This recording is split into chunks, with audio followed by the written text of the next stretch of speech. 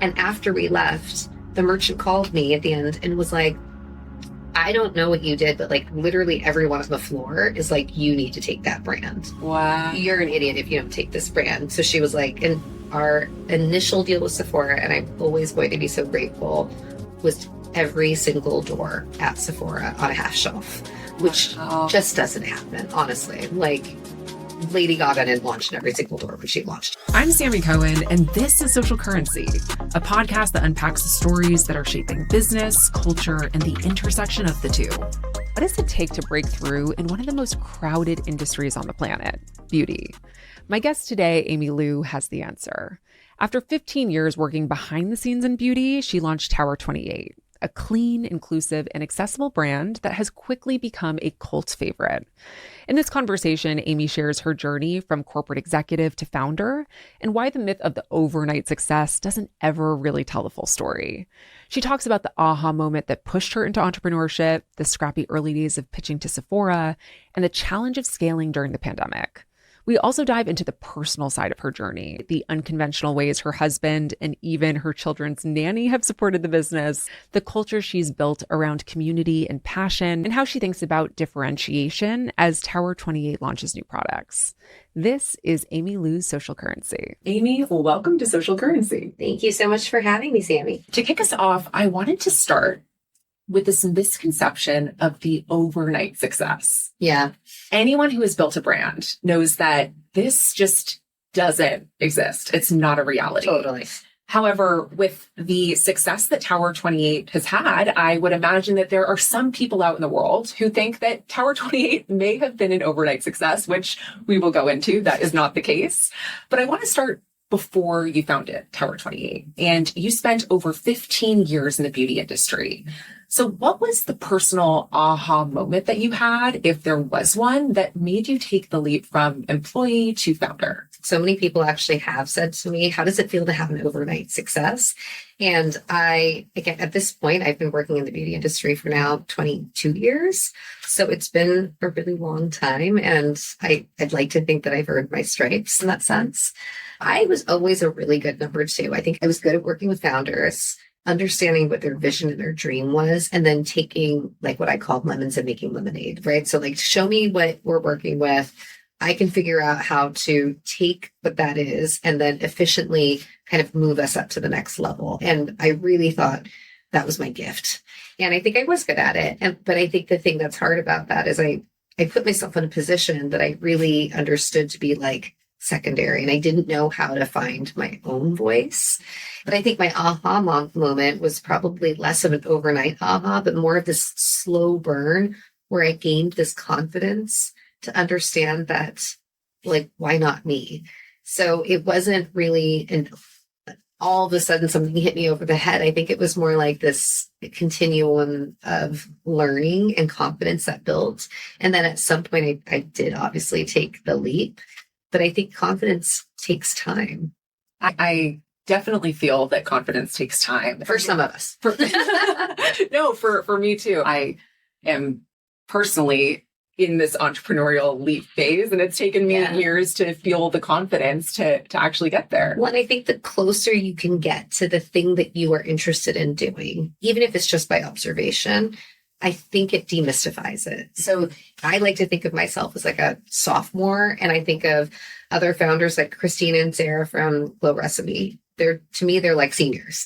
So I'm like, what happens in the next few years, And at the same time, I'm friends with like the freshmen, right? So I'm also friends with like Mara Rozak is a good friend of mine from Rose, and like she's kind of just getting started and just launched at Sephora, or Sophie Pavitt. And so I think like if we all kind of help each other, we can get there a little bit more clearly. And I'm sure it also helped with your knowledge of the entire beauty industry just because of your experience. So you got to learn all of these skill sets that would be essential for when you took that next step. I think it's a learning, but I think it's as much about learning what to do as it is what not to do. And I think so much of what Tower 28 is today is this like collection of observations I had where I was like, well, if I was in charge, I would do this differently. Like I wouldn't spend so much money on a unit carton because I don't value a box as much, right? And I've been at companies where they like printed on both sides of the box and they also embossed and debossed and they added metallic foil. And those are all real costs that add, but they get passed on to the customer. And so those are the types of things that like over time, I was like, okay, well, I would make different decisions. And at some point I was able to collect all of them and then deploy them. And one thing that I have heard you talk about in other interviews is, and this is a really interesting fact that I think will resonate with a lot of people. It's something that people have thought about a lot, but you've said in prior conversations that you were not necessarily a beauty obsessed founder. Like you had said, people on your team are like, oh my God, I need the latest, or I'm obsessed with X product. And that's not necessarily you. So can you talk a little bit more about your desire to get into the space as a founder, but not being fully beauty obsessed? I'm not beauty obsessed in that, like, I can't wait to put 5 inches of makeup on my face. The thing that I'm obsessed with is I really love the role that beauty takes in a woman's routine. I genuinely believe that if you feel better in your own skin, and that includes your makeup and your skincare routine, I really think you walk through the world differently. And if you can walk through the world differently and be more confident, I think you're able to achieve things, dream things, do things that are well beyond what you would otherwise. I wish that wasn't necessarily the case, that we care so much what we look like. And I think it's only been amplified by things like social media, but it is, alas. And I think as somebody who's had skin issues and has also worked in the beauty industry for such a long time, the combination of those two things can be really hard and can make you really insecure. So listen, I grew up in a community where my parents immigrated from Taiwan. I grew up very much a minority. In kind of the east side of LA in Claremont. And I think I really felt other during a time when I didn't see people that looked like me on the covers of magazines or in mainstream media or in popular culture in general. And so the combination of that, also having really troubled skin, made me really aware and I think empathetic to what it's like for people. Mm-hmm. And so I think that is really the thing I'm obsessed with, is like the mental, psychological safety net of the way that beauty products play a role in our life. I could not agree more. I think for me, this is actually a funny story, or rather just probably tells you a little bit more about my personality. But I went to business school. I went to Berkeley. And in order to get into business school, you need to take a test called the GMAT. But you study for this test for so long. Yeah. And you get to the day of, and you're just like, this is, for anyone who doesn't know the GMAT, you are essentially taking this test for, how long is it? It's like hours, 3 hours, maybe even 4 hours with all these different sections. And I took it multiple times because it was rough. It was brutal for me. And every single time I would show up like fully dressed with a full face of makeup. Because it's psychological. Exactly. It's the way, it's almost like, it's armor, right? Yes. Like, it's like this thing that it makes you feel like yourself. Yes. And my friends, when I would tell them that I was getting ready for the GMAT and kind of explaining my process, they were like, why don't you just go in sweatpants? And like, why are you putting makeup on? And I was just like, listen, it's psychological. And I know I'm going to be my sharpest self if I put myself together. Psychologically, I think it makes a difference to like just look at yourself in the mirror, be happy with the way you look, and then kind of be on with your day. And even if we can make someone feel just a little bit better in their own skin, like the number of people who, and this is honestly the thing that gets me up in the morning, makes me the most excited to do what we're doing, is people come up to me and say, like, I've never been able to wear makeup before, or like, you've changed my skin. Those are the things that really make me feel proud, is when I feel like we can be part of someone's life in a really positive way. I love that. Something I want to touch on here is that, and I don't think a lot of people know this, is that Tower 28 wasn't your first venture into founding a company or starting something from scratch. So can you talk a little bit about the setup for the companies that you tried out before Tower 28 and any lessons that you learned from those? Yeah, so there were 3 companies, and I would say the commonality in all 3 of them was that I partnered with people that I really believed in, that I thought were really smart and capable, and they are. Two, it was all their ideas. So it was something where they had an idea. And then the third part of it was, because I am quite risk averse, it was their capital. And so all three of them were like, okay, we know you're hardworking and smart. Here's an idea. What if we partnered? You can be the muscle, I'll be the money, and let's go do it. And I didn't have domain expertise in any of those areas either. And I think ultimately none of them worked out. And I'm friendly with the partners, and there was no foul, right? But I think at the end of the day, the one unfair advantage I have at this point is really my domain expertise and my network. So the fact that I've worked in the same industry for such a long time is the reason I should do it. But at the same time, it felt like the reason I shouldn't, because I kind of felt like I knew too much. I was like, it won't work. Like, there's nothing left. And I still believe this. I don't want to make makeup just to make makeup. Like, I don't want to there are so many brands. There's so much skincare. There's so much beauty in the world. I won't make something unless I genuinely believe we're actually solving a problem. And for me, that problem has to be, we call it good, clean, fun internally. So it's like, is there good? Like, can I solve a problem that's already not being solved? Like, is it you love your, I don't know, mascara, but won't hold curl? Can I do something to solve the problem? Clean, is it like safe for sensitive skin?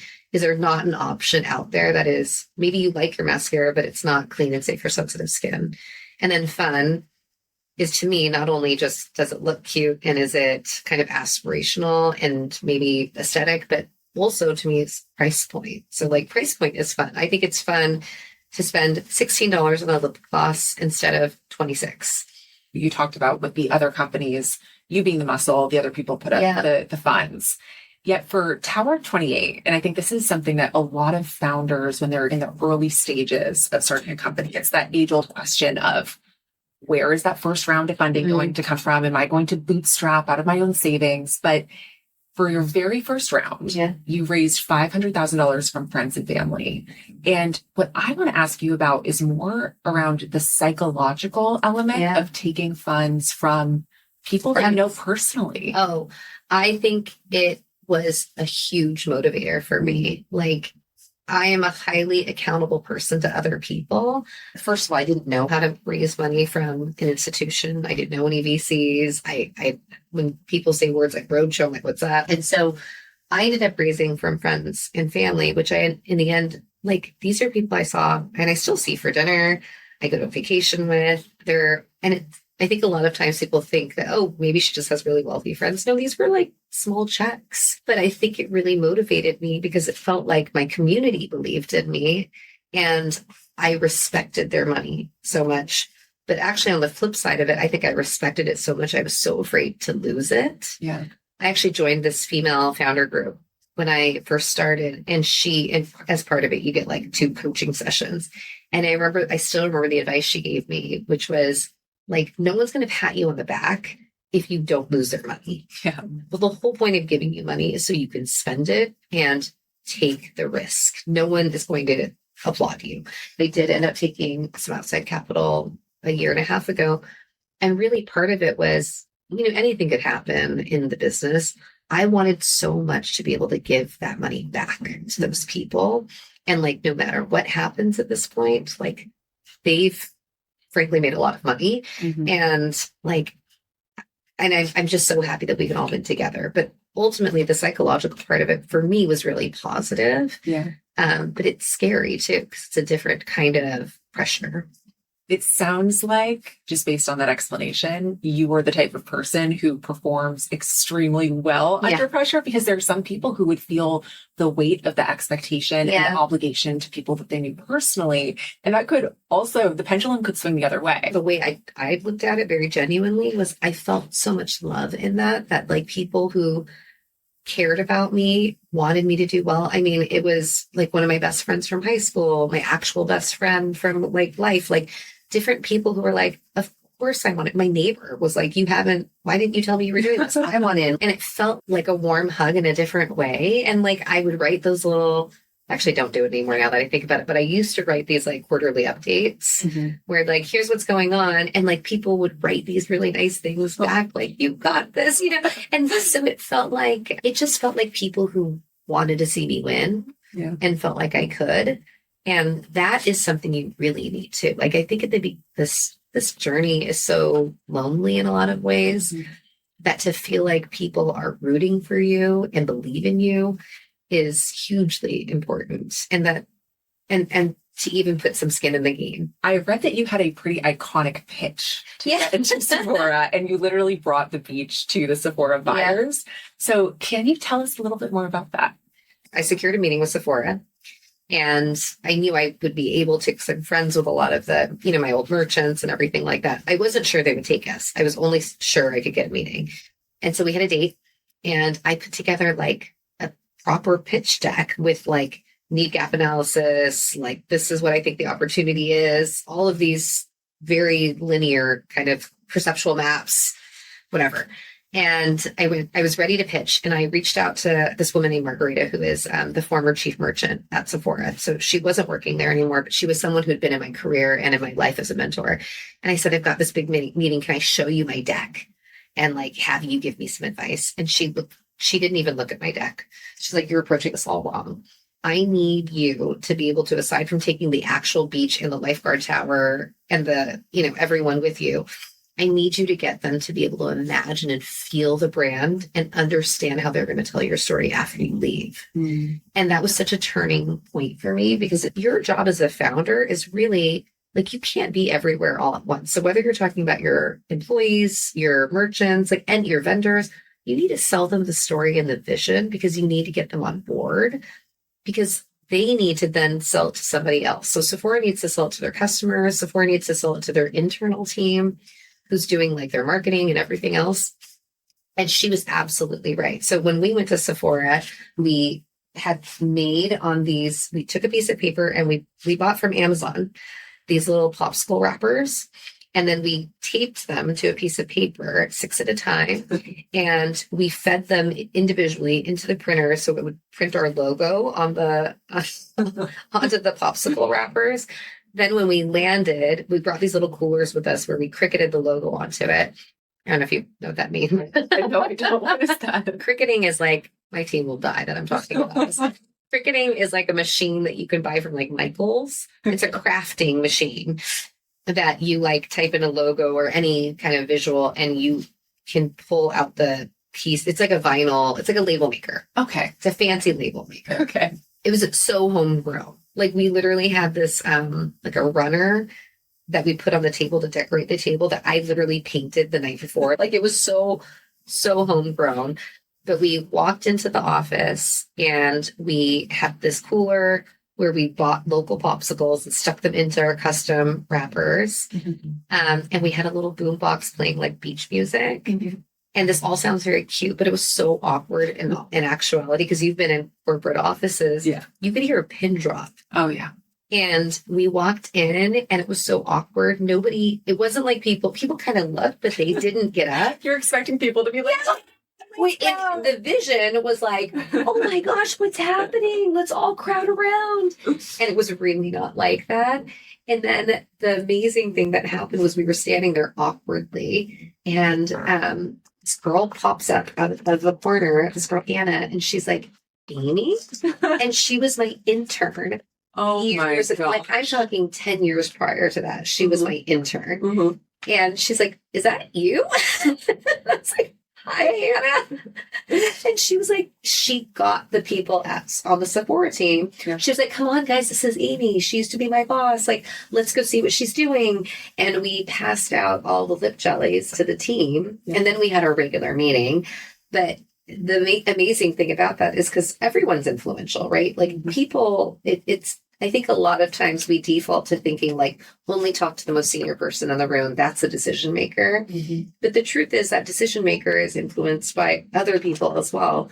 And after we left, the merchant called me at the end and was like, I don't know what you did, but like literally everyone on the floor is like, you need to take that brand. Wow. You're an idiot if you don't take this brand. So she was like, and our initial deal with Sephora, and I'm always going to be so grateful, was every single door at Sephora on a half shelf, which just doesn't happen, honestly. Like Lady Gaga didn't launch in every single door when she launched. You know what I mean? Like it's hard for them to make space, even if they love you. They launched pretty big. We did it at the beginning of COVID, which sucks. We didn't know that was going to be the case, but we did go into every Sephora. That is one of the coolest origin stories or like pitch stories that I've heard, honestly. Yeah.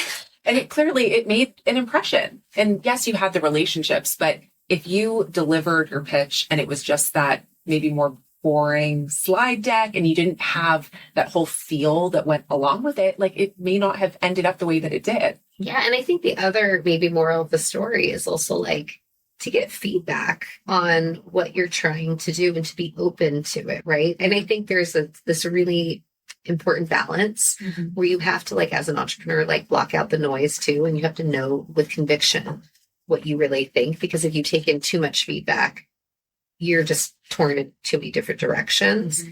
But like the ability for Margarita to say that to me and for me to when it lands, and I think that's what it is like when someone says something to you and it lands and you're like, that's resonant. Yeah. That's when you know you should do something with it. And when she said that to me, I was like, I get it. Yeah. Fascinating. Laura wrote this whole article about this, by the way, and it sounded so much sexier. Like, oh, and then they walked around with these boom boxes and like popsicles, and it sounded so fun. And when I was reading it, I literally was cringing because I'm like, the reality was so not so cool. You also mentioned that you launched in January 2020, right? So we launched in April of 2019 on an Instagram mood board. We launched in March of 2020. If you remember that timing, in every Sephora. So we launched on .com in 2019, but then it takes time. So how in the world did that work? The March 2020, when the world shut down? You have to ship Sephora 6 weeks before our launch. So we had shipped, early in the year. And then I was planning for us to go to store in March. And then for me to spend my time educating stores, like honestly doing almost like my own version of a tour, and trying to make sure sell-through happened. And then the world turned upside down. And if you remember, like, if you can put yourself back there, we didn't know. Yeah. We didn't know if this was like a week, 2 weeks, but we certainly didn't know what the magnitude of it was going to be. And in the end, I actually think that it was kind of, it's a blessing and a curse, right? But the blessing of it for us was that the whole world moved online, and that kind of created a more level playing field. So normally, I don't know if you know this, but in Sephora, brands hire field reps, and it's really normal. When you go into Sephora, you may think you're talking to a Sephora employee who's helping you, but because they all wear black. So it's hard to tell.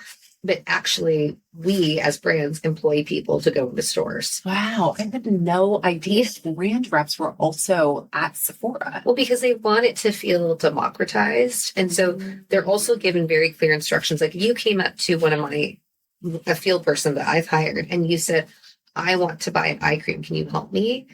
They're not going to say no. They're still going to help you because even though I don't sell an eye cream, and that's the way it's supposed to be. Yeah. But at the end of the day, they also are trying to sell the brand's products. Small brands can't do that. Even now, we don't have a very big field team, but the large companies have giant, massive armies that are going into these stores. That makes it very hard to compete. And so what happened during COVID actually helped us in a sense because it leveled the playing field. The whole world went online. And the real thing that happened for us was our SOS spray became so ubiquitous and so well known because of the fact that it was truly a product that was 100% natural, antibacterial, anti-inflammatory.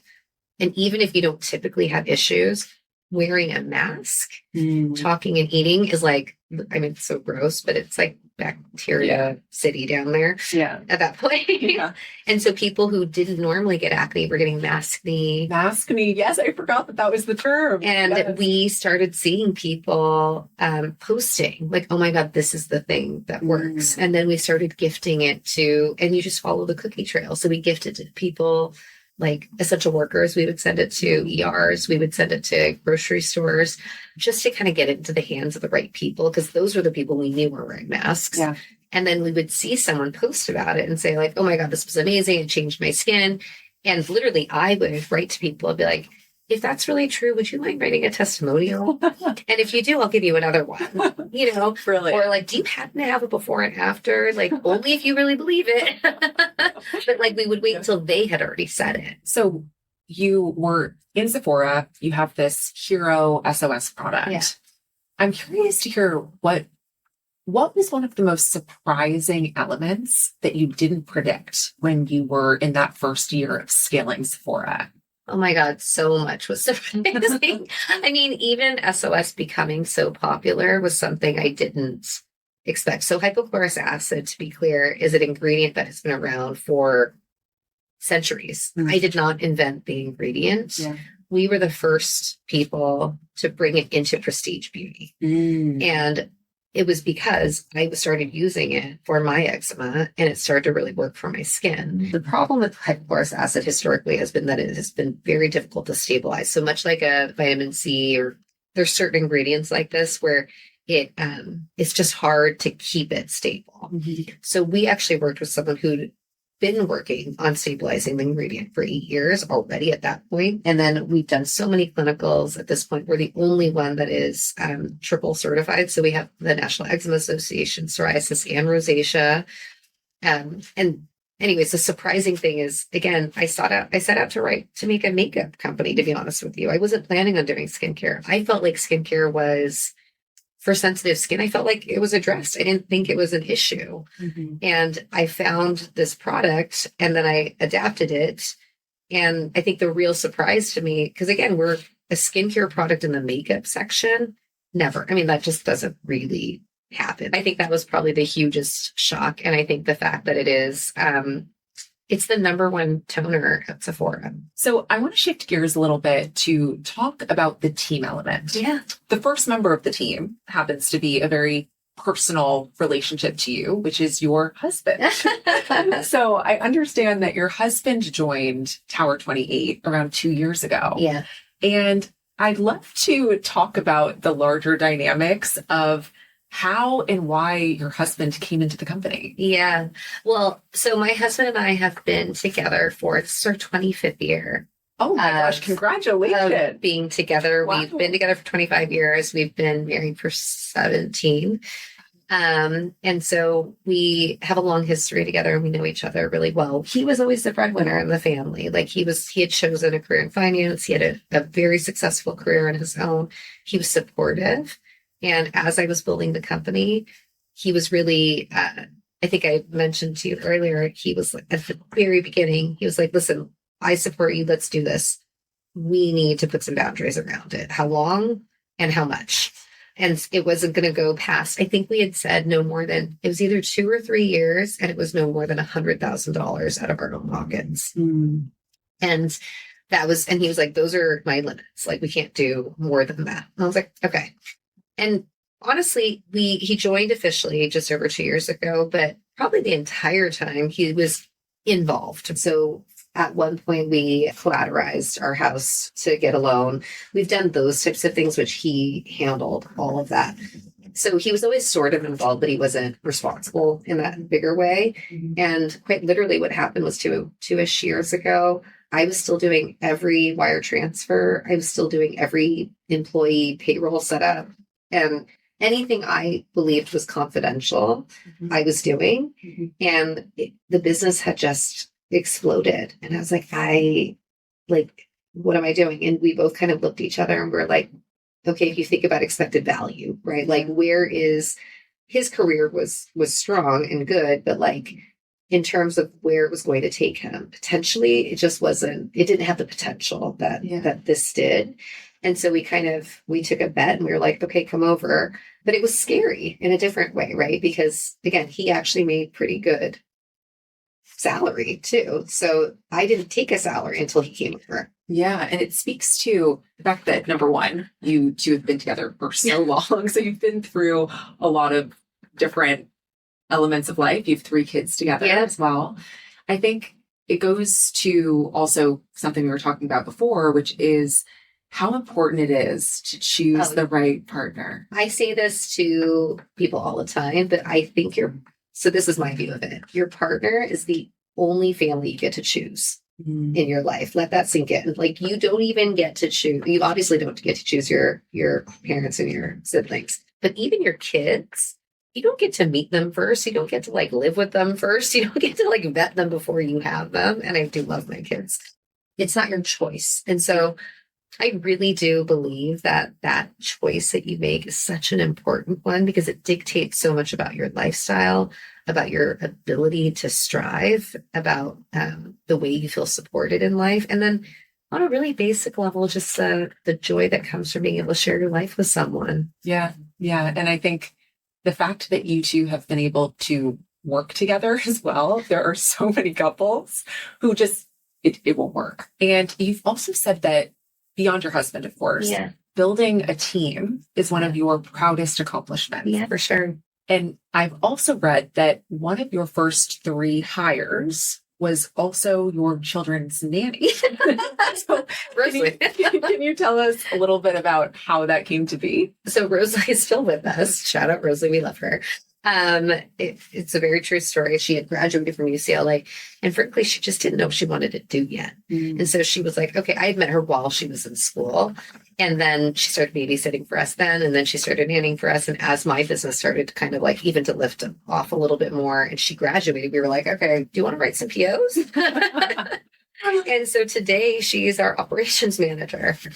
I think that's such a fun story, and also speaks to the culture that you've built at Tower 28, that your earliest employees are still with you. Yeah, my first 3 are still with me. And I actually had this, experience recently that I thought was so exciting and memorable.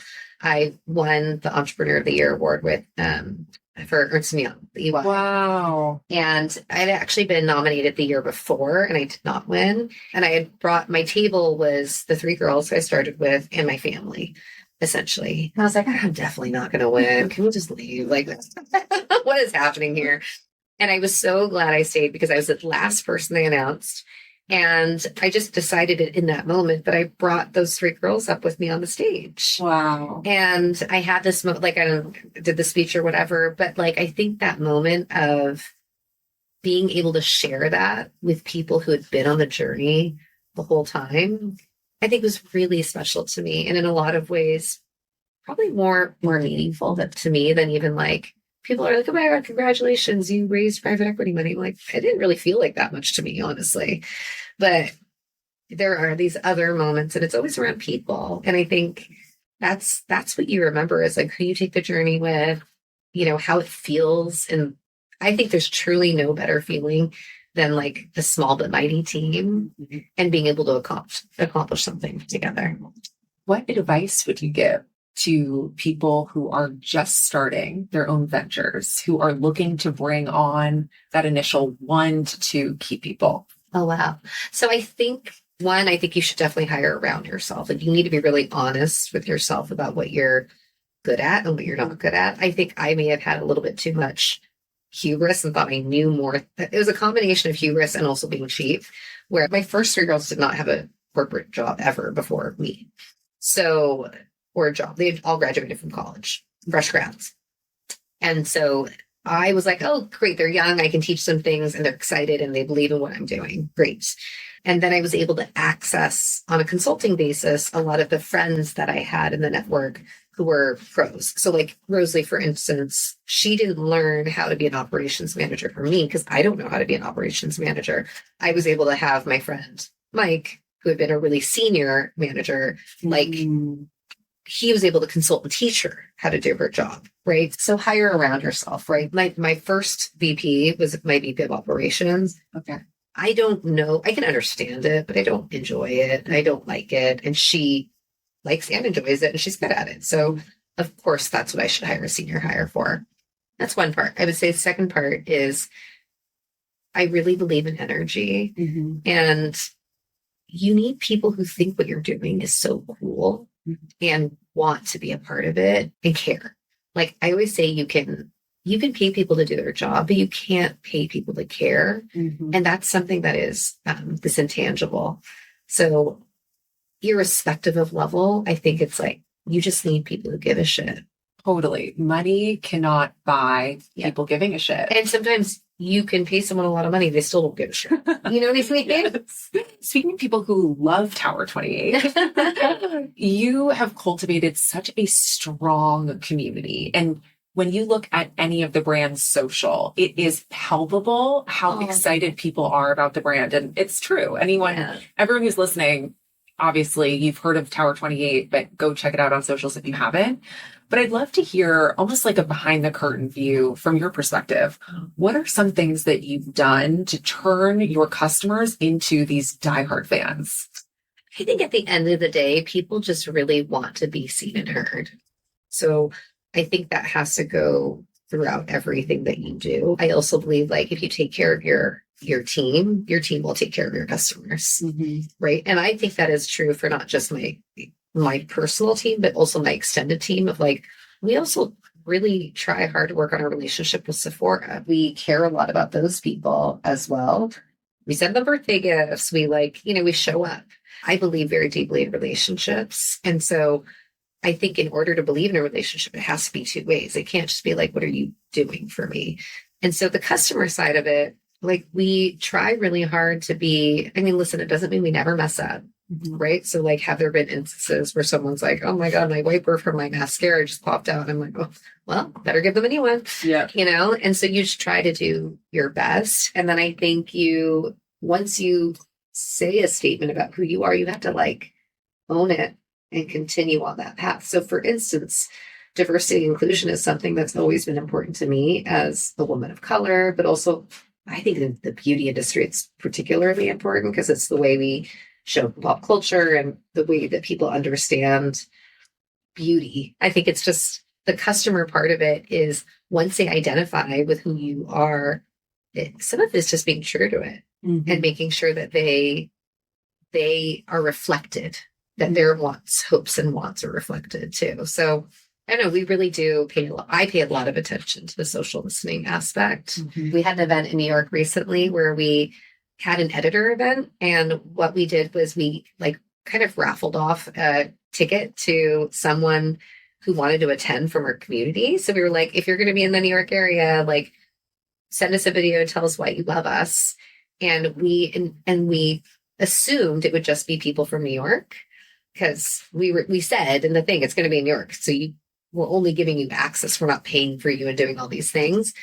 And the girl who won, unbeknownst to us, lived in like Florida and she like flew herself there. It was so wild. And she had painted on her nails, like Tower 28 colors and designs. And It was so cute. What a stand she was. Yeah. And like the truth is, and I don't need to say this to brag, but like literally every event of ours, we have these people who come that show up at like, if the event starts at 10, they get there at like 5. It's such an honor and a privilege, but it's also a responsibility, right? So it's like trying to understand what is it about them that they feel seen and how do I make sure we continue that? So what is the next most exciting thing that you are looking forward to with Tower 28? We're launching, I think, the best SPF, which is safe for sensitive skin. And it has all the seals, rosacea, eczema, and psoriasis. And I don't know if you know a lot about sunscreen, but mineral sunscreen is better for sensitive skin. But the other thing is a lot of sunscreens in general can be quite comedogenic, so they can give people breakouts. Yeah. And we've really worked hard to solve for all of those things. That's really exciting. And plug for anyone that has blonde hair extensions. I do not at the moment, but I did at a period of time. Traumatic story. Before my wedding, I had my extensions in. I used sunscreen that was not mineral sunscreen. Oh. And this is honestly a PSA for anyone. My hairdresser mentioned it to me, but I think I was in wedding mode, so I totally kind of forgot and was frantic before the wedding. But if you use sunscreen that is not mineral, it will dye blonde hair extensions like a salmon color. Like not even an orange. Yeah, it's like a much more muted version of the Tower 28 color. And it was like, imagine me running around with like salmon hair a few like a week before my wedding. It was crazy. It's crazy. That's a whole deep dive for another day. Oh my but gosh. a plug for mineral sunscreen. Now I will not touch any sunscreen, just the premise of it. And mineral sunscreen's better anyway, but I won't touch it. All right. Now we are going to the last few questions. And these are questions that I ask everyone. Can you share a system that you have in place? And this can be anything that benefits your career, personal life, business, and like what it is and how it helps you. I don't know if this is a system, but I have a morning routine where I don't know if you ever read that book, Atomic Habits. Yeah. So I've kind of tried to trick myself into habit stacking, right? So I used to just wake up, drink coffee, get on my phone, and like kind of start my terrible, day like that. And now I really have found that it makes such a difference for me just to go on a walk in the morning. And again, back to my husband, it's the only time that we're alone. And so I wake up early in the morning, oddly, like obnoxiously early. How early? Like 5 usually. Yeah, that's early. I mean, before the sun rises. You're the CEO of a company. I feel like that's like the standard operating procedure to wake up before 6 a.m. Honestly, it's quiet and it's the only time we're alone. So I generally wake up early. Mm-hmm. I will wake my husband up and we will go on a walk. And then I have my coffee after. Mm-hmm. And I feel like I do that so I trick myself so that way the coffee is the celebration or like the treat that I get to have. Yeah. And it forces me to like be like, okay, well, I don't get to do that until I do this. So let's go on a walk. And then that's honestly, it's our touch base too. It's like the time that we talk about anything, whether it's because we share a life, not just through work, but like obviously we have kids, we have a relationship with each other. So every morning I walk and I drink coffee. The next question comes from the Social Currency Corner, where I get your input on a trend or story that's impacting business and culture. Oh. And this one is actually Tower 28 coded. So obviously we've talked a ton about the online following that Tower 28 has, but you guys created this brilliant series called The Blush Lives of Sensitive Girls. Yeah. I'd love to hear your thoughts on brands creating more of these mini original scripted series, because I think it is absolutely brilliant. Yeah. And I'd love to hear about why you did this and if you're going to do more of this in the future. Yeah. So first of all, thank you for saying that. And second, I have to really shout out Alex on my team because it was her idea. She's been wanting to do something scripted for a while. And I think like all good ideas, like I don't believe in genius in isolation, right? So it's like somebody has to have a good idea, but then it can't stop. It doesn't just stop there, right? So she had the great idea. She was like, she's been wanting to do something scripted. And then I was like, okay, let me think about that. And I was at dinner, a cocktail party, and I was sitting there talking to someone. I was like, I feel like we're in LA. There are funny people everywhere. I really want to hire like a writer or something. And the woman we hired she was a writer for the sex lives of college girls. Perfect. So the blush lives. Yes. A sensitive girl. So you get it. And she was like, listen, there's this girl on my team. She's Gen Z. She writes for whatever. She's so good, so funny. So we ended up connecting with her. And then she was like, we were like, here's some ideas. We've got this launch coming up. And she, honestly, her name's Ruby Marker. She nailed it. She nailed the concepts. And then it was like this cookie trail that we just kind of chased. We didn't have a budget for it. We were like, how do we do this down and dirty? We're in LA, like how do we hire like locals and people who like love making content and just try this because we don't know what's going to happen. And I think it came together beautifully and I was really proud of it, which is exciting. But I think the trick there is like the reason why these things are interesting is because they're different. If your whole feed was flooded with highly produced content and that's all we did, it wouldn't feel different. Yeah. But I think because if you could do something different that is actually clever, I think, I always say this to my team, but anyone can outspend us, but can we out clever? And like that to me is where it gets interesting. And I actually think constraint breeds creativity, right? Like people who have like just a ton of resources, a ton of money. I think it's so easy just to do the same thing you did before and it's beautiful and it's not wrong. As you grow, I actually think the trick is like, how do you lean into that constraint and continue to think different? You're forced to in the beginning, right? So anyways, I think that was really how that came together. And I think the reason it kind of hit was because it was so different for us. Let's end with some advice. Yeah. So for this part, I ask my audience if they have any questions for you. And I thought this one was a really interesting one because it's kind of top of mind for anyone who's thinking about anything in the beauty industry. So how do you think about differentiation in the beauty industry, especially when you were launching into a competitive space? And how do you specifically think about standing out amongst the competition? Yeah, I think it's a really hard thing when you're talking about a super crowded industry. And I do think a lot about perceptual maps and like thinking about like all the different areas something has to be different. And it really does have to be different. So for whether it's price point, whether it's, you know, like there are so many options out there. At the end of the day, like you have to, like if you made a makeup line versus I made a makeup line, we're just going to have different perspectives because we're different people. So I think it has to just always go back to like your why. And then everything you do has to feed back into that. I would just really think about like what makes you unique? What is your product philosophy? Like why should someone not just pick it up in the first place? What will they gravitate towards? But like work through your entire funnel. Like what is a reason that they will keep coming back to? How does this work with the rest of their products? I think nobody buys, I don't think anybody is, other than me, is using only Tower 28 products. And even I am not using only Tower 28 products. And so like you have to think through like what those adjacencies are. And I think again, like really thinking about your why, but it is a really, really crowded market. And I often think about like, oh God, if I was just to like cover up the logo on any of these pieces of art that we're doing or, you know, creative, would you know it was us? And I think that's the thing is like trying to find a lane that is yours and then sticking to it is hard.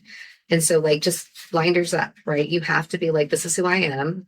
Does it resonate? Once you know you've product market fit, then it's like blinders up and you just go. But like before that, you listen. And you're like, okay, like, and you have to keep listening to your customer. Like, are they picking up what I'm putting down? But like, stay in your own lane. And I think that is the hardest thing to do because there are these moments where it's like, especially in the beauty industry, it's like everyone's launching a CC cream. I better launch a CC cream. Oh, it's a BB cream now. Everyone launched BB cream. Okay, you know what I mean? Like, you see it all the time. And like, if that's the right thing for you as a brand, great. And you have a perspective on it, but like don't do it just because everyone else is doing it. This has been so enlightening. And I think a lot of people are going to be able to take away so many of these pieces of advice that you've shared. I think they're just going to remember not to use chemical sunscreen on their blonde hair. Yeah, that is one that sticks with you. On your wedding day. Well, everyone, you can find Amy and Tower 28 on socials. I'll link the handles in the show notes. And just another PSA, because there's been a lot of them this episode. If you have not tried the SOS cream, and I'm obsessed with the lip oils too. I'm wearing right now.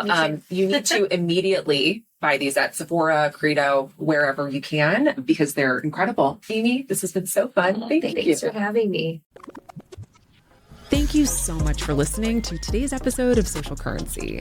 I've been wanting to launch this show for so long. I can't tell you how excited I am to do this and how thrilled I am that you're actually here listening. It means the world to me.